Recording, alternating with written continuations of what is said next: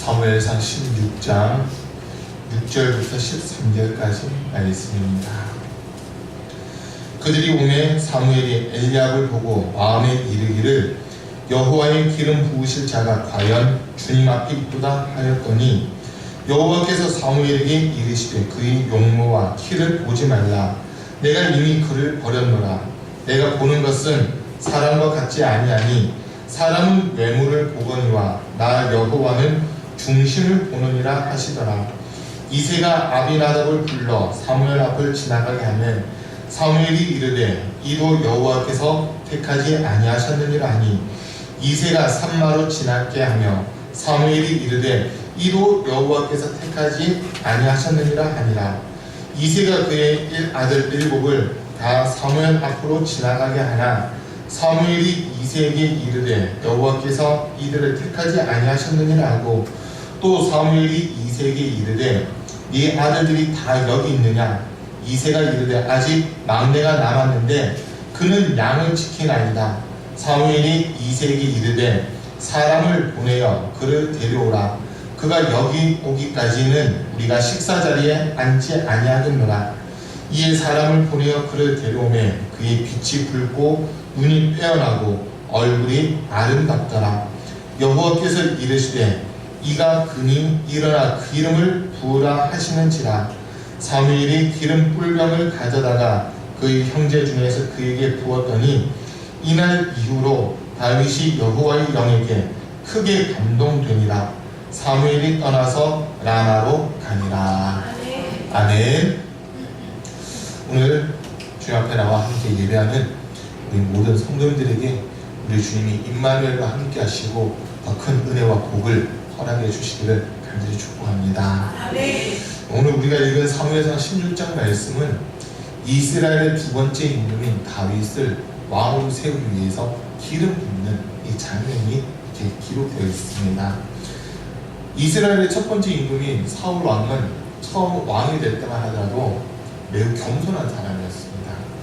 그가 스스로 자기를 이야기하기를 이스라엘 모든 지파 중에서 가장 작은 지파가 내가 속한 지파고 우리 지파 중에서 가장 작은 집안이 우리 집안인데 어쩌면 내가 이스라엘 왕이 될 수 있습니까? 하면서 자기를 낮추고 겸손했던 이런 모습들이 있었습니다. 그러나 왕이 되고 나서 두 번의 큰 실수를 저지르거든요.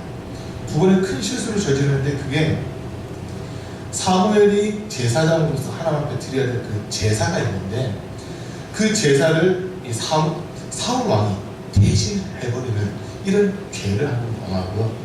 그리고 또 아말렉과의 전쟁에서 생명이 있는 모든 것은 다 죽여라. 이게 하나님이 주신 말씀이었는데 양들을 살려두는 겁니다. 그리고는 하는 이야기가 하나님 앞에 예배하기 위해서 이 좋은 양들을 남겨두었다라고 하는 이런 이야기를 하거든요. 하나님의 말씀에 반대되고 자기 생각대로 하는 이런 모습들 때문에 하나님께서 사울을 버리시고 또 더 이상 이스라엘의 왕이 되지 못하게 하는 이런 모습들이 나타났습니다. 그리고 이제 하나님께서 사무엘 선지자에게 하신 말씀이 나의 마음에 맞는 사람, 내 마음, 옛날 그 구약 개혁 개정판으로 개혁 한글판으로 해서 보면 내 마음에 합한 자를 이스라엘의 왕으로 세우겠다라고 하는 그 말씀을 사무엘에게 이렇게 하셨거든요. 그리고는 이제 이 사무엘 선지자를 이새라고 하는 사람의 집으로 보내게 되는 겁니다.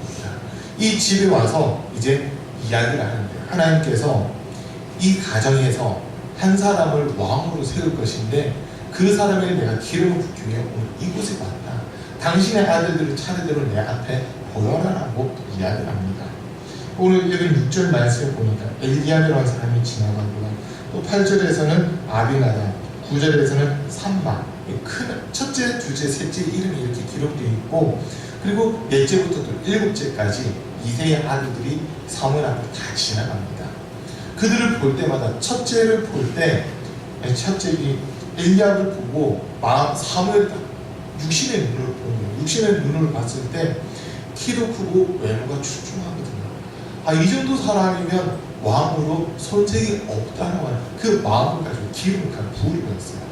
그런데 하나님께서 하신 말씀이 내가 그를 택하지 않았다. 내가 그를 버렸다라고 하는 이런 말씀을 하고 있습니다. 오늘 7절 말씀 잠깐 먼저 보시면요, 여호와께서 사무엘에게 이르시되 그의 용모와 키를 보지 말라. 내가 이미 그를 버렸노라.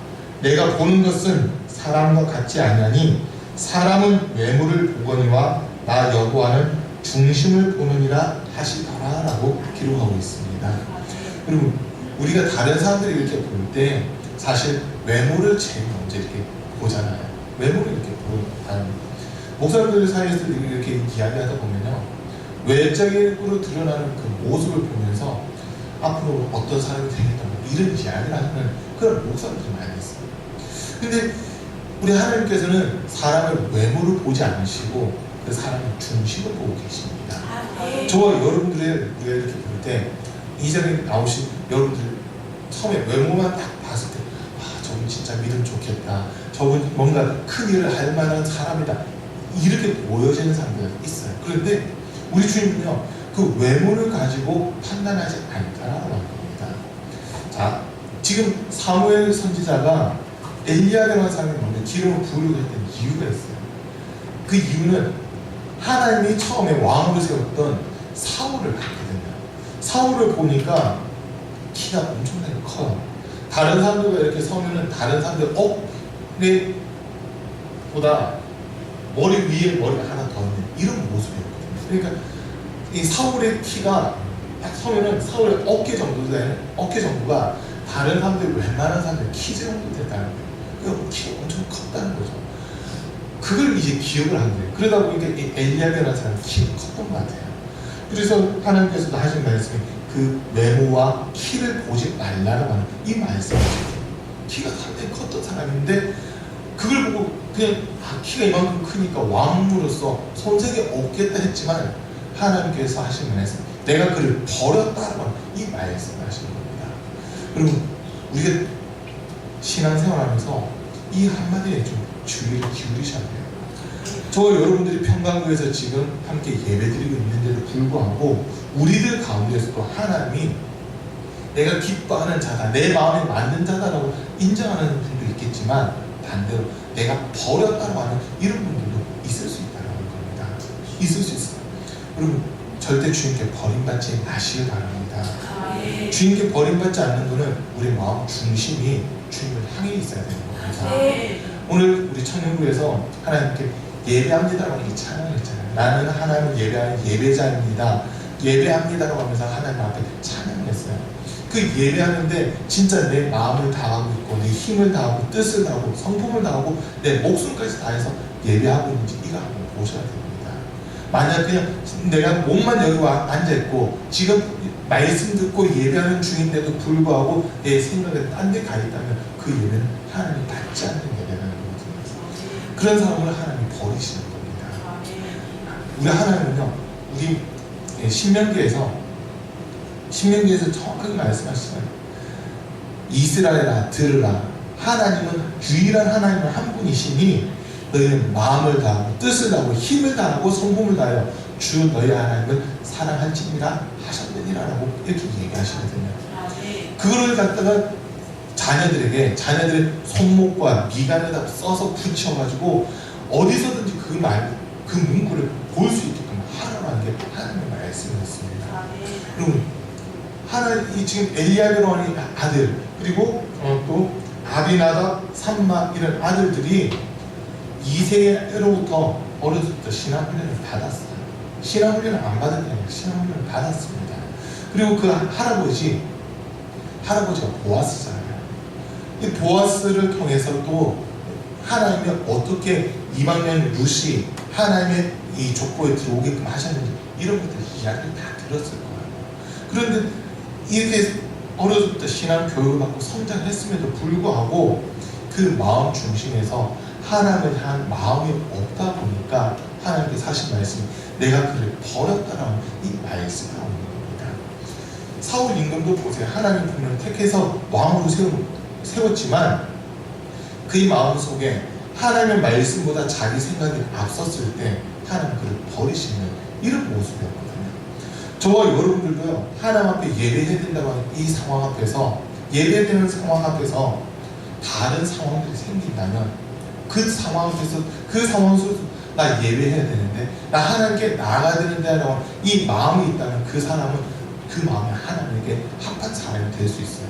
그런데 이 상황이 있으니까 나 어쩔 수 없어라고 해버린다면 하나님의 말씀보다 그 상황을 더 크게 여기기 때문에 하나님께서 내가 그를 버렸다라고 내칠 수밖에 없는 이런 모습이 되고 마는 겁니다. 자, 마지막 8째 아들 다윗이 그 자리에 있지 않으니까 이 사무엘이 이새에게 말합니다. 그 막내 아들이 여기 오기 전까지 우리가 식사를 하지 않겠다. 식사 자리에 앉지 않겠다. 빨리 가서 그를 데려와라고 이야기하니까 이새가 빨리 하인주 한 사람을 그 아들 다윗이 있는 곳으로 보내서 다윗을 데리고 오잖아요. 다윗이 키가 클까요? 작을까요? 작아요. 보면은 저는요, 이 다윗이 키가 평균보다 더 작았던 것으로 이렇게 보이거든요. 상당히 작아요. 그리고 지금 오늘 말씀 12절을 보니까 이 다윗의 모습이 외적인 모습을 이야기하고 있는데 빛이 불 때요. 양들을 키우느라 떼학볕 밑에 있다 보니까 피부가 검게 그을린 거예요. 며칠 전에 제 아내 팔을 보고 좀 놀랐어요. 팔이 한쪽은 좀 검고 한쪽은 하얀 거예요. 왜 그래? 하고 이게 봤거든요. 근데 다시 제 모습을 봤어요. 제 팔도 보니까 한쪽은 검고 한쪽은 하얀 거예요. 이거 왜 이러지? 하고 곰곰이 생각해 보니까 차를 타고 가는데 제가 운전하면 제 옆에 안에 앉잖아요. 햇빛이 이래 들어오니까 저는 이쪽이 검게 되고 제 안에는 반대쪽이 검게 돼 있더라고요. 그늘에 있는 팔은 하얘요. 지금 이렇게 해보면요. 좀 표시가 색깔이 좀 다르죠. 여기가 좀 검고 여기가 하얗잖아요. 햇빛을 더 많이 받는 쪽이 검게 되더라고요. 근데 지금 이 다윗은 피부 전체가 검게 그을린 그 모습으로 이렇게 나타났어요. 온몸은 검은 그 떼학볕 때문에 타서 검게 불이 빛이 막 내고 있는데 눈만 반짝반짝하는 좀 그런 모습입니다. 눈만 반짝반짝해서 그리고 또 이렇게 보니까 얼굴이 아름답더라라고 그렇게 기록을 하고 있거든요. 얼마나 이쁘는지는 잘 모르겠는데 이 말 때문인지 몰라도 이스라엘에 가면 그 이스라엘 박물관이 있어요. 이스라엘 박물관 지하로 이렇게 내려가보면 지하 계단 다 끝나는 그 지점에 다윗의 그 초상화를 모자이크처럼 이렇게 해가지고 만들어 놓은 게 있어요. 그 보면은 막 이 목 위와 목 아래가 달라요. 이 중에서 새로 얼굴을 조각하는 것 같은 그런 모습이거든요. 왜냐하면 아름답다고 하니까 미소년처럼 오늘날 뭐 요즘 가수들 보면 남자 가수들 연예인들 보면 막 얼굴 정말하고 어얗잖아요. 그런 식으로 얼굴을 다 그려놨어요. 그리고 근데 참 신기해요. 이 어깨 밑으로는 약간 구릿빛의 그 피부인데 얼굴은 하얗게 그려놨더라고요. 꼭 선크림만 잔뜩 발라놓은 그런 모습을 이렇게 만들어놨어요. 자, 눈이 빼어나고 얼굴이 아름다운 이런 소녀 하나 등장하는데 성령께서 이제 사무엘의 마음 감동하시고 그가 바로 하나님의 택한 자다.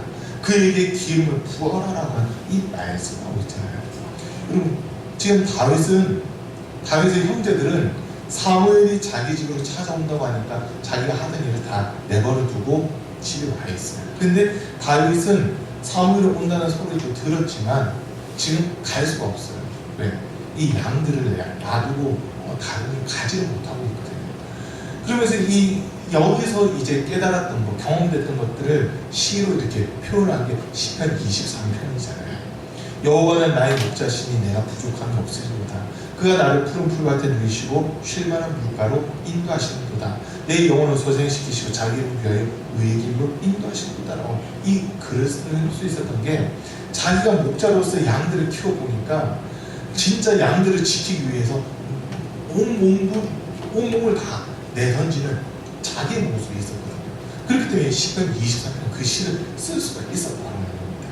자, 하나님께서 택하는 사람, 그 마음 중심에 하나님을 찾고 하나님을 의지하고 하나님을 인정하는 그 사람을 하나님은 기뻐하시더라라고 합니다. 또 하나님이 기뻐하는 사람은 어떤 사람이냐면요, 자기에게 맡겨진 일을 충성을 다하는 그 사람을 하나님이 기뻐하고 있습니다. 고린도후서에 있는 말씀을 이렇게 보니까 4장이에요. 고린도후서 4장에 맡은 자들에게 구할 것은 충성이라라고 하는 이 말씀이 나오잖아요. 맡은 자들에게 구할 것은 충성이래요. 하나님이 진짜 기뻐하는 사람, 우리가 큰 것을 맡았든 작은 것을 맡았든 맡은 그 일에 충성하는 사람을 하나님이 기뻐하시는 겁니다. 아멘. 오늘 이 자리에 나오신 저와 여러분들이 주님이 각자에게 맡겨주신 사명이 있습니다. 각자에게 맡겨주신 일이 있고 각자에게 맡겨주신 사명이 있는데 그것을 왜 저 사람은 큰 거 맡기고 저는 작은 거 맡겨주십니까? 이게 아니라 하나님 아무것도 할 수 없는 나지만 이렇게 작은 거라도 맡겨주시니 감사합니다. 내게 맡기신 걸 이거 내가 잘 감당할 수 있도록 도와주세요. 힘주세요 하면서 주님을 의지하는 사람, 이 사람을 하나님 기쁘게 여기시는 겁니다. 나는 이런 지혜도 있고 이런 능력도 있고 내 안에 이렇게 할 수 있어라고 하는 사람은 하나님 그냥 너 힘으로 해봐라고 내버려 두시지만 하나님 이거 내 힘이 아닌 주님이 주신 힘으로 감당하게 해주세요. 주님이 주신 은혜로 이것을 해나갈 수 있게 도와주세요. 이렇게 하면서 항상 주님을 찾고 주님을 인정하고 주님께 도움을 구하는 그 사람, 이 사람을 주님이 기쁘게 여기시더라라고 하는 겁니다. 자, 우리가 예배하는 것도 한번 보세요. 예배하는 것조차도 내 힘으로 할 수가 없더라는 거거든요. 내 힘으로 할 수가 없어요. 정말 우리가 속의 사람은 내 안에 있는 내 영혼은 하나님께 예배하고 주님 주신 은혜 가운데 가고자 몸부림을 치는데 우리 육신은 어떤 상황에 부딪힐 때 많이 있다는 겁니다. 그럼에도 불구하고 하나님 이 상황조차 이기지 못하는 내 연약함을 불쌍히 여기시고 나를 다시 한번 인도해 주십시오라고 기도하는 사람, 이런 사람과 이 상황에 대해서 어쩔 수 없으니까 하고 그냥 물러가는 사람, 결과는 완전히 다릅니다. 그럼에도 불구하고 주님을 찾는 사람에게는 주님께서 은혜를 주시고 평강을 주시고 복을 더해 주십니다. 그런데 그 상황 앞에 무너지는 사람들에게는요, 우리 주님이 너의 함께가 여기까지구나. 내가 너에게 복을 주고 싶어도 너가 이 자리보다 그 세상의 자리를 더 크게 여기고 그걸 더 중요하게 여기고 있으니 내가 줄 수가 없다라고 받고 선을 긋는 이런 모습이 나타나는 겁니다. 하나님이 택하신 사람에게 하나님은 어떤 은혜를 베푸시냐면요, 오늘 13절 말씀인데요, 사무엘이 기름 꿀병을 가져다가 그의 형제 중에서 그에게 부었더니 이날 이후로 다윗이 여호와의 영에게 크게 감동되니라. 사무엘이 떠나서 라마로 가니라. 하나님 마음에 합하면요, 그때부터 하나님이 은혜를 주시는데 하나님의 영에 크게 감동되니라라고 하는 이 은혜를 허락해 주시는 겁니다. 여러분 금요일날 보셨던 분들은 말씀 들으셨을 거예요. 우리가 구원받는 데 있어서 딱 두 가지예요. 한 가지는 은밀히 얘기하면 한 가지예요. 예수님을 십자가에서 죽임 당하시고 피 흘리시고 그리고 다시 부활하신 것, 이것을 믿는 것만으로 우리는 구원을 받습니다. 아멘. 근데 이 구원 받은 것을 인치시고 보존하기 위해서 우리에게 성령을 보내주시거든요. 하나님의 영의 인도함을 따르는 사람들, 그 사람이 구원을 받는 거예요. 노아 시대 때 많은 사람들이 하나님의 영의 인도함을 따르지 않다 보니까 우리 안에 계셨던 그 하나님의 영이 사람을 떠나버리거든요. 사람을 떠나버려요. 그리고 나서 하나님이 심판을 하시는데 저도 그냥 깜짝 놀랐어요. 하늘문교에서 와가지고 같이 예배를 드렸잖아요. 그날 그 목사님 아들인데 그때 그 홍수로 죽은 사람들 수가 한 20억 명 됐답니다. 20억. 그런데 성경에는 몇 명인지 기록이 안 돼 있으니까 사실 저는 모르는 건데 그 학생의 이야기로 20억이라고 하니까 20억 명인데 하나님 그 사람들 기억지 않는 거예요. 네. 하나님이 그리고 함께하지 않기 때문에 그들은 하나님 기억할 필요가 없는 겁니다. 하나님이 기억하는 사람은요, 하나님 마음에 맞는 사람, 하나님 마음에 합한 사람, 하나님의 영에 함께하는 그 사람만 하나님은 기억을 하시고 보호를 해주시는 겁니다. 아멘. 대홍수 시대 때 살아났던 사람은 딱 8명밖에 없어요. 노아의 식구들 8명만 살아남고 나머지는 하나님이 기억조차 하지 않게 다 물로 심판해버리시는 이런 모습이었다는 거거든요. 그걸 보면서 하나님께서는 하나님 마음에 합한 사람은 환난 속에서도 건져주시고 하나님의 마음에 맞는 사람, 하나님 마음에 합한 사람, 하나님과 함께한 그 사람은 환난 속에서도 건져주시고 불 속에서도 건져주시는 그 은혜를 허락해 주신다는 것을 다시 한번 깨닫게 됩니다. 다니엘서를 이렇게 보면 다니엘의 세 친구가 풀무불 속에 들어가는 그 장면이 나오잖아요. 이유는 또 하나예요. 우상 숭배하지 않겠다는 거거든요. 우상 숭배하지 않겠다는 것입니다. 다니엘서 1장에서 보면 다니엘과 그의 세 친구 사드락 메삭 아벤느고가 하나님 앞에서 뜻을 정했다라고 하는 이 표현이 나와 있습니다. 다니엘 1장 8절에서 다니엘과 그의 친구들은 하나님 앞에서 뜻을 정하여 자기를 더럽히지 않고 환관장이 주는 그 음식을 먹지 않고 채소만 먹었다라고 그렇게 기록하고 있거든요. 그리고 2장에 가서 보면 그 다니엘의 세 친구들 이야기가 나옵니다. 그 세 친구가 풀무불 속에 들어가는데 정오가 돼서 온갖 악기가 울려 퍼지면 모든 사람들은 이 느부갓네살 왕이 만든 신상 앞에 엎드려 절을 해야 되는 거예요. 그런데 사드락 메삭 아벤느고 이 변경된 이름이 원래 이름은 하나냐 미사엘 아사랴인데 이 사람들은 왕 앞에서 당당히 이야기하는 거예요. 우리는 절하지 않겠습니다. 그 왕이 이제 회유를 하는데 한 번만 절해라. 다시 너희한테 절하라 소리 안 할 테니까 한 번만 절해라. 그런데 이 세 친구들이 너무나도 당돌하게 왕 앞에서 하는 이야기. 우리는 하나님의 백성입니다. 하나님의 택한 백성이기 때문에 우리는 하나님께만 예배하고 하나님께만 절하지 이 우상 신상 앞에 절할 수 없습니다라고 이야기합니다. 그 말에 이 느부갓네살 왕이 화가 나서 병사들이 이야기를 하잖아요. 평상시보다 풀무불을 7배 더 뜨겁게 해라. 그리고 이들을 던져 넣어버려라는 이야기예요. 그때 이 사드락 메삭 아벤느고가 하는 말이 왕께서 우리를 풀무불 속에 던져 넣는다 하더라도 하나님이 그 불 속에서도 능히 우리를 건져 주실 것입니다. 그렇지 아니할지라도 우리는 하나님께만 예배하고 경배할 것입니다. 라고 이 이야기를 하거든요. 진짜 그 말에 더 화가 나서 그냥 던져 넣어버리는데 이들을 풀무불 속에 던지기 전에 어떤 일이 일어나는 이 평상시보다 7배 더 뜨겁게 하다 보니까 세 사람을 묶어서 잡고 있었던 군인들이 그 열에 의해서 다 죽어버리는 거예요. 군인들이 열에 의해서 다 죽는 막 그런 모습까지 나타나잖아요. 어쨌든 그 세 사람 불 속에 던져 놓는데 네 사람이 불 속에서 왔다 갔다 하는 이런 모습들이 나타나 버리는 겁니다. 자, 그런데 그 네 번째 사람의 모습을 보니까 하나님의 아들의 모습과 같았다라고 그렇게 저는 기록하고 있거든요. 근데 참 신기해요. 느부갓네살은 자기 눈으로 네 사람을 봤으면 저 네 사람을 끄집어내라 이렇게 얘기를 했는데 사드락 메삭 아벤느고 그 세 사람만 끄집어내요. 하나님의 아들의 모습을 가진 자는 불 속에 계속 남아있고 그 세 사람만 끄집어내라고 이렇게 이야기하죠. 끄집어냈는데 머리털 하나 상하지 않았습니다. 그들의 옷깃 하나 타지 않고 멀쩡한 모습으로 나오거든요. 여러분, 우리 하나님 이런 분이십니다. 우리가 마음을 다해 주님을 사랑하고 주님을 인정할 때 주님은 어떤 환난과 역경 속에서 우리를 능히 건질 수 있는 그런 능력이 있는 분이십니다. 그래서 우리 주님이 우리에게 보고 싶은 게 뭐냐, 우리 중심이 진짜 주님 향해 있느냐라고 하는 이걸 보고 싶어 하시는 겁니다. 내가 교회에 나와 있으면 이게 아니라 진짜 내가 마음을 다해서 주님을 사랑하고 주님께 예배하고 있습니다. 주님 그거 한 가지 보고 싶으신 겁니다. 로마서 10장 10절에서 사람이 마음으로 믿어 의에 이르고 입으로 시인하여 구원을 이르느니라고 그랬잖아요. 진짜 내 마음으로 믿는 거 이게 먼저입니다. 아멘. 교회에 나와 앉아있다고 해서 구원받는 게 아니라 진짜 내 마음에 예수 그리스도를 구주로 영접했느냐는 거, 이 부분을 주님은 보고 싶어 하시는 겁니다. 내 중심의 주인이 누구냐, 그거를 보고 싶어 하시는데 다른 아들들은 이세의 다른 아들들은 자기 중심의 주인이 자기 자신이었습니다.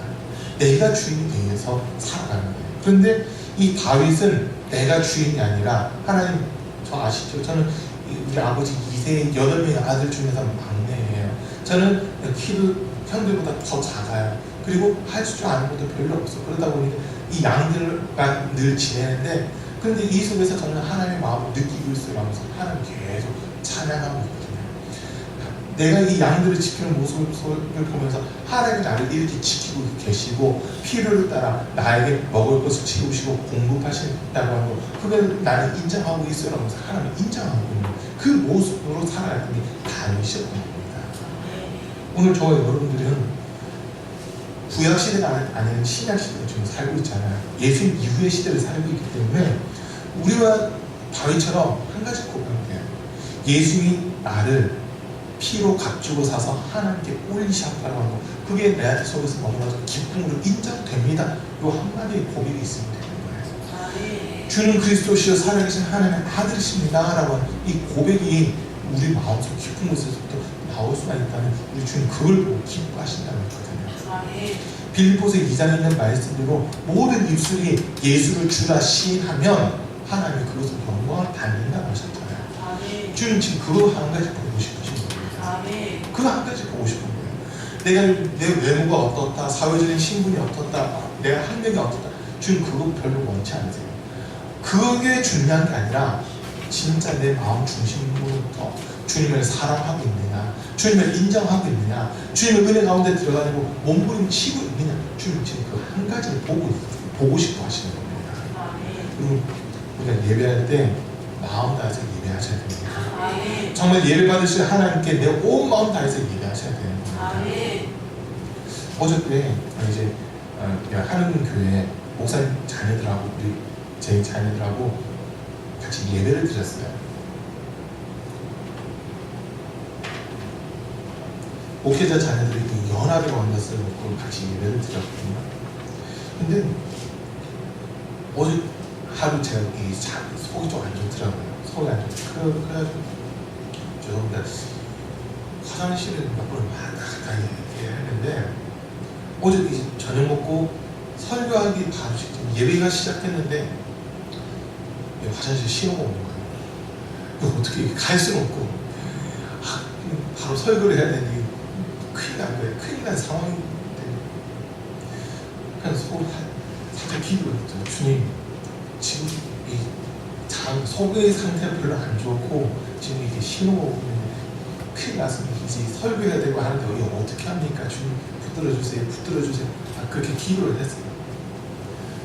그리고 했는데 이 신호등이 살짝 멈추더라고요. 멈추고 다행히 설교를 했어요. 말씀 전하는 동안은 전혀 그 기색이 안 나고 전혀 그 신호가 안 나고 예배 다 끝나고 나서 이제 9시 기도해야 되는 거 교회 오는데 그때부터 지금 신호가 급하게 오는 거예요. 엄청 급하게 오더라고요. 막 만약 제가 이 신호 올 때 화장실에 가는 동안 이 신호에만 계속 신경 쓰고 있어서 그래 예배를 제대로 못 드렸을 거예요. 하나님께 예배 드려야 되는 여기에만 집중하다 보니까 그 신호가 어느 순간 사라져요. 예배 끝나기가 무섭게 다시 그 신호가 와가지고 제가 처음부터 같이 기도 못하고 화장실 먼저 들어갔던 거예요. 화장실 들어갔다 한 15분 정도 잘 늦게 기도가 어제 시작했거든요. 어디에 집중하고 있느냐에 따라서 이게 계속 달라지더라는 겁니다. 지금 무슨 말인지 이해가 되시는 거죠? 우리가 하나님께 집중을 해야 된다는 말이에요. 우리의 삶 속에서도 아무리 바쁘고 힘들고 막 이런 상황 속에서도 나를 구원해 주신 주님께 내 마음을 집중할 때 우리 주님이 나를 보고 계시는 겁니다. 아멘. 우리 주님은요, 지금 우리가 어떤 환경에 있는 거 아니면 어떤 직업을 택하는 그 큰 관심 없더라고요. 우리가 기도하면서 그런 기도를 많이 할 거예요. 하나님, 제가 우리 고3들 기도한다 보면 하나님, 제가 어느 대학교 가기를 원하세요? 막 이런 기도하는 사람들도 있어요. 제가 어느 대학교 가는 게 더 좋을까요? 자기 마음으로 혼자 결정해놓고 하나님께 혹시라고 얘기해 하면서 기도하는 거예요. 하나님, 제가 서울대 가는 게 하나님 뜻을 이루는 걸까요? 평택대 가는 게 하나님 뜻을 이루는 걸까요? 자기 실력은 평택대인데 서울대 놓고 막 기도를 하는 거예요. 그럼 이게 아니거든요. 하나님이 원하는 거. 이 실력에 맞는 학교 가라는 거예요. 학교를 간다는 거예요. 근데 더 중요한 건 뭐냐면 하나님, 어디를 가든지 제가 하나님 뜻을 이루고 싶습니다. 이 기도 제목을 가지고 있어야 됩니다. 어디 가는 게 하나님 뜻이 아니고요. 어디에 가든지 그곳에서 내가 하나님의 뜻을 이루고 싶습니다. 이 마음, 하나님 그걸 더 보고 싶어 하시거든요. 이해가 되시죠? 우리가 돈 많이 버는 거 하나님 별로 관심 없어요. 그런데 하나님의 더 관심 있는 건 돈을 벌어서 하나님 이 돈을 가지고 내가 주님 기뻐하는 곳에 쓰고 싶습니다 한다. 그건 하나님 관심을 가지시는 겁니다. 하나님 돈 많이 벌게 해주세요. 이건 하나님 관심은 아니지만 하나님이 기뻐하시는 곳에 내가 더 헌신할 수 있도록 복을 더해주세요. 이건 하나님 관심을 가지시는 겁니다. 똑같이 물질을 가지고 기도하는데도 불구하고 어떤 사람은 돈 많이 줬을 때 그거 가지고 뭐 할래라고 물어보면 집을 넓히고 싶어요. 더 좋은 차를 사고 싶어요. 자기 육신의 것들만 채우기 위해서 돈을 벌겠다고 한다면 하나님과 상관없는 거잖아요. 근데 돈을 줬을 때 그 돈을 가지고 뭐 하려고 하느냐, 주님의 몸된 교회를 세우고 주님 나라 확장을 위해서 전도와 선교를 위해서 이 물질을 제가 쓰겠습니다라고 한다면 주님을 위해서 쓰겠다고 하니까 그 주님이 더 채워줄 수밖에 없는 이런 부분이라는 겁니다. 오늘 이 자리에 나오신 우리 사랑하는 성도님들, 우리 마음이 우리 중심을 하나님 보고 계시는데 내 중심이 정말 주님을 향해 있다면 내 입에서 나오는 말 한마디 한마디도 주님, 내가 비록 우리 집에서 막내고 키도 제일 작고 보잘것없고 연약하지만 내 삶은 주님을 위해서 살고 싶어, 이런 모습, 이걸 하나님 더 기쁘게 여기시는 겁니다. 세상적으로 볼 때 내세울 만한 도 별로 없다 하더라도 이 한 몸으로 정말 주님이 나타내고 주님이 기뻐하실 그런 삶을 살고 싶습니다 하면서 주님에게 내 모든 시선을 집중시키고 내 마음을 집중시키잖아요. 그 사람이 하나님 마음에 맞는 사람이 되는 겁니다. 하나님의 뜻은요, 하나님과 마음이 같은 사람, 하나님의 마음이 맞는 사람, 그 사람을 통해서 하나님의 뜻은 이루어집니다. 세상에 부자들 얼마나 많아요. 근데 그 부자들을 통해서 하나님의 뜻이 이루어지는 게 아니고 하나님 마음에 맞는 사람을 통해서 하나님의 뜻이 이루어지는 겁니다. 아멘. 세연중앙교회 얘기 하나 하고 좀 마칠게요. 세연중앙교회가 작년에 교회 건축을 하고 이렇게 건축을 했는데요. 그 이웅 목사님을 저희가 개인적으로 알게 된 게 이제 한 9년 정도 이렇게 되는 것 같아요. 9년 정도 됐는데 처음 그분을 막 보면서 저보다 2살 많은데도 불구하고 영적인 거 깊이 경험하고 막 체험하고 이러더라고요. 그래서 참 신기해서 그 교회를 몇 번 갔어요. 신기해서. 그러니까 그때까지 제가 성령에 대해서도 잘 모르고 영적인 세계도 잘 모르고 이러다 보니까 먼저 경험한 그분을 보면서 어떻게 하면 영적인 걸 좀이라도 알 수 있을까, 이것 때문에 그 교회를 몇 번 계속 가기 시작했는데 가면 몇 번 가다 보니까 갑자기 교회가 망하는 거예요. 교회가 망한 거예요. 그 전에 갔을 때 한 그래도 모인수를 보니까 한 200명, 250명 막 이래 모였는데 어느 날 갔는데 교회가 이사를 해야 된다. 이사를 해야 되는데 그 이사를 해야 되는 데서 그 이사한테 이렇게 가보니까 40명인가 남고 40명? 50명? 그 정도 남고 교인들이 없어졌더라고요. 물어보기도 애매하고 이런 데 앞에서 설교하는 우리 쫄딱 망했어요, 쫄딱 망했어요 막 이러면서 설교를 하시더라고요. 근데 그 교회에 있는 사람들을 이렇게 봤어요. 교회에 있는 사람들을 보니까 여기 봐도 백수, 저기 봐도 백수, 저기 보니까 백주 막 백수 아니면 백조 이런 사람들만 잔뜩 있는 거예요. 근데 마음속에 있잖아요. 이 교회가 이제 하나님께서 이 교회를 향한 뜻이 있는데 그 뜻이 어떻게 이루어질까요? 그게 궁금해지더라고요. 그래서 계속 가다 보니까 계속 가는데 그 이용 목사님은 계속 회개만 하는 거예요. 내가 이런 잘못을 했습니다. 이런 죄인입니다. 계속 회개를 하는 거예요. 그러면서 하는 설교가 한마디 제게 드는데 뭐냐면 하나님께서 시선을 돌리셔버렸다는 거예요. 돌려버리셨다는 거예요. 왜? 자기 중심이었고 자기가 하고자 하는 대로 하나님이 어떤 감동을 주셨는데도 불구하고 그 감동을 무시하고 본인의 의지, 본인의 뜻대로 하려고 하는 이런 모습들 때문에 하나님의 시선을 돌리셨다는 그 이야기를 하죠. 그래서 돌아간 그 시선을 다시 되돌리기 위해서 회개만 주구장창 했다고 그 이야기가 제 귀에 들리는 거예요. 아, 저렇게 회개하고 다시 주님이 볼 수 있는 그런 사람, 그런 교회가 되고자 몸부림치는데 하나님 이 교회를 어떻게 세우실까? 그걸 이제 계속 본 거예요. 아까 말씀드렸잖아요. 여기 봐도 백수, 저기 봐도 백수. 청년들 한 30명, 20명 정도 청년들이 남아있고 어른들이 10명 될까 말까 이렇게 남아있었거든요. 근데 그 20여 명 되는 청년들이 다 다 백수였는데 2년인가 3년 동안은 그 40명, 60명 그 선을 벗어나지부터 계속 그냥 정체만 되는 거예요. 그 교회가 매일 전도하는 교회거든요. 매일 전도하는 교회. 신학생들이 부교자, 부사역자들이 이르게 되면 그들만 데리고 와서 매일 전도를 하는 교회인데 2년인가 3년 동안은 전도하는데 한 사람도 오지 않는 거예요. 한 사람도 오지 않는 거예요. 그런데 앞에 서 있는 그 이호 목사님은 계속 주구장창 회개만 하고 있더라고요. 하나님 잘못했어요. 잘못했어요. 회개만 하는데 어느 순간 보니까 이제 교회를 짓는다는 거예요. 교회를 건축을 한다는 거예요. 그리고 이거 보니까 교인들이 점점 모이기 시작하는 거예요. 돈 있는 사람이 오는 게 아니라 백수는 그대로예요. 그 20명 되는 청년들이 매일 교회에서 먹고 자고 교회에서만 사는 거예요. 목사님이 그 청년들 니들 직업 안 구하냐? 맨날 그러는데 교회에서 그 청년들 다 먹이긴 하는데 설교 시간마다 하는 얘기 여기도 백수, 저기도 백수, 이거는 백조, 저는 백조 막 이렇게 설교를 하시는데 니들은 진짜 언제 직업 구해서 교회 건축을 할 거냐 막 이러는데도 불구하고 직업을 안 구해요. 안 구하는 건지 못 구하는 건지 모르겠는데 아무튼 계속 백수, 백조들만 부리는 거예요. 근데 어느 순간 교회 건축을 한다는 거예요. 사실 물어봤죠. 교회 재정이 되냐고. 그런데 재정 없대요. 하루 가니까 그냥 한다는 거예요. 참 신기해서 어떻게 해가지고 건축이 딱 되고 예배를 드리는데 요즘 한 주일 날면 한 400명이 모은다고 그 모습을 보면서 제가 깨닫는 거예요. 아, 하나님 마음에 합하고자 엄청 몸부림 치고 있구나라는 그 부분이었습니다. 여러분 우리 평강교도 우리 하나님이 보실 때 이 평강교회와 교회에 속해 있는 성도들은 내 마음에 합한 자들이다. 내 마음에 맞는 자들이다. 내가 이들에 대해서 시선을 뗄 수 없는 자들이다라고 하는 정도로 우리가 하나님께 인정받는 그런 신앙생활을 했으면 좋겠습니다. 우리 하나님이 보실 때 아니 너 지금까지 내가 본 것도 구역질 나는데 어떻게 앞으로 더 봐주냐. 내가 더 이상 너 못 봐오겠다. 시선 돌리는 순간 우리가 큰 생각입니다. 그러나 그럼에도 불구하고 모이는 수가 적다 하더라도 우리가 날마다 나는 주님 은혜 없이는 살 수 없습니다.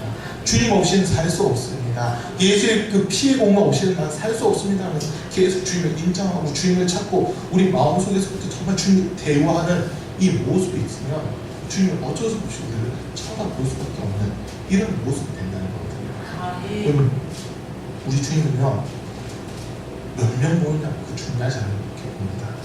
이 속에서 정말 주님 마음에 맞는 사람이 몇 명이 있느냐 그걸 보고 계십니다. 노아 시대 때 하나님은 뭐 몇 명 죽느냐 그게 상관없었어요. 신경 안 썼었어요.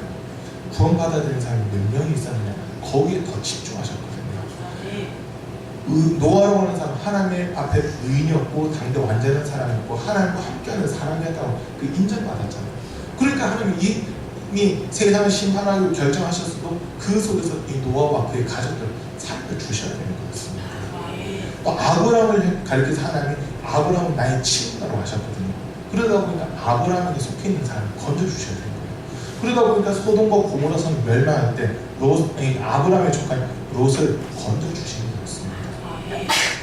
우리가 정말 하나님을 인정하고 대우하고 우리 중심에서부터 하나님 보시기에 기쁨 그 하나님 기뻐하실 만한 모습이 우리 속에 있기만 하면 하나님 우리를 건져주십니다. 우리를 살려주십니다. 우리를 구원해 주시는 겁니다. 자녀를 키우신 분들 자녀들 중에서 그래도 부모의 마음을 좀 알고 부모의 마음을 해가지고 정말 부모에게 기쁨이 되는 자녀가 있다면 그 자녀는 더 해주고 싶지 않습니다. 더 해주고 싶을 거예요. 근데 맨날 말썽 부리고 말 안 듣고 사고 치고 막 부모에게 대들어보세요. 해주고 싶고 당연히 해줘야 되는 것도 해주고 싫어집니다. 우리 하나님도 마찬가지로 우리를 자녀 삼으셨는데 하나님의 마음에 맞는 자녀는 더 큰 은혜와 복을 주실 거고요. 하나님의 마음에 맞지 않는 자녀는 있는 복마저 거두어버리시는 이런 모습 될 수도 있습니다. 이왕이면 하나님 마음에 맞는 사람, 하나님 마음에 합한 사람, 하나님과 마음을 같이 하는 그런 성도의 삶이 될 수 있기를 간절히 축복합니다. 그렇게 할 때 하나님의 은혜가 있고 하나님이 함께 하시고 하나님이 더 풍성케 하시는 그 복을 더해 주시는 것입니다. 이 시간 잠깐 기도하겠습니다. 오늘 말씀 드린 걸 생각하시면서 주님 내 삶이 다윗처럼 하나님 마음에 합하고 하나님 마음에 맞는 그러한 삶이 되게 도와주십시오. 하나님께서는 사람을 외모로 보시지 않고 중심을 보신다 하셨는데 정말 내 마음이 주님을 향하게 하시고 주님 마음에 합하는 그러한 삶이 되게 나를 인도해 달라고 이 시간 주의 새로운 부르고 잠깐 기도하겠습니다. 주여